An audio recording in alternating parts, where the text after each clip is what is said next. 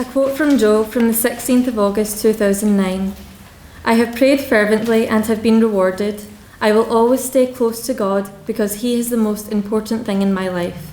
I've been friends with Angela since we were like 3 or 4, so we grew up with Joe, and it's like we knew what he was like when he was alive, and it's like when you spoke to him you could feel his spirituality and his faith coming out of him even then, even when he was dead young.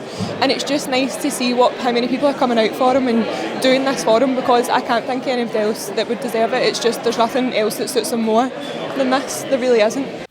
So the quote from Joe is, today, just after I said a litany to the heart of Jesus, I felt an immense desire to help other people.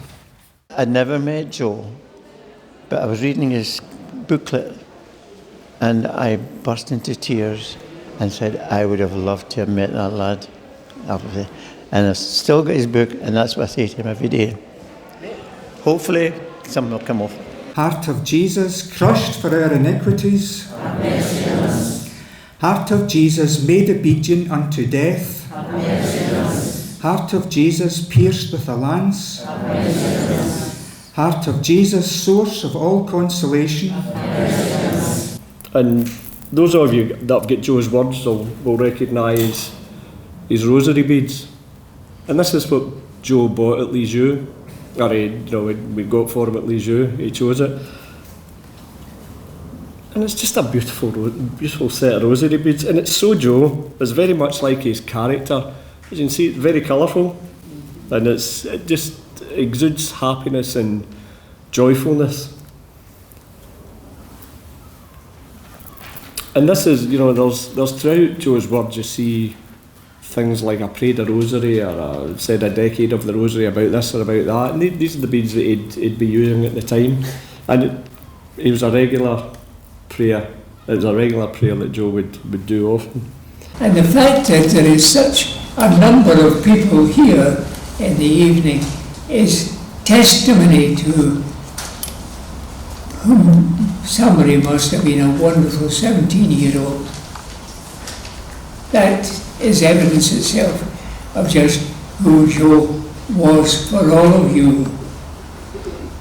And I hope it will reach out from here and be known to so many others, and it'll be that kind of kindling of a spark in others that will develop the devotion to somebody who must be in a very favourable position in heaven now, and be able to ask for many favours and blessings. And I trust that you'll make use of that channel of grace that he has become in a very special way. I wanted to come before because initially I met Alan and Veronica when they came just a short time after Joe died. And I was really impressed by what they said, because it's all very well parents talking about their children, and especially whenever they die they get their good write-up, but this was something quite different, and it was interesting to hear just exactly his way of thinking and his whole attitude towards people, his thoughtfulness and consideration. And a wonderful thing about him was,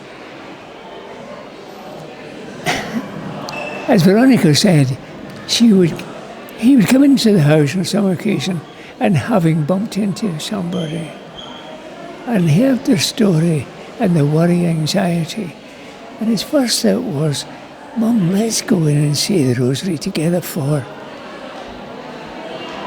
And it was that he was reaching out all the time, helping other people. I was actually quite surprised, just because the way the weather's been the last few days. I didn't expect as many people turned up, but the rain managed to stay off. It was threatening a little bit, but it was good the numbers we got. I wouldn't be surprised if we were close to 200 people there. It's nice to spot like Alan, Veronica and Angela, and just how often do you meet somebody that is a saint? I was the head teacher in the school when Joe came to our St Francis Carfin, and he was in primary 2 when I moved on, when I retired, but like my friend, having read his words, it gave me great hope for the future of the church.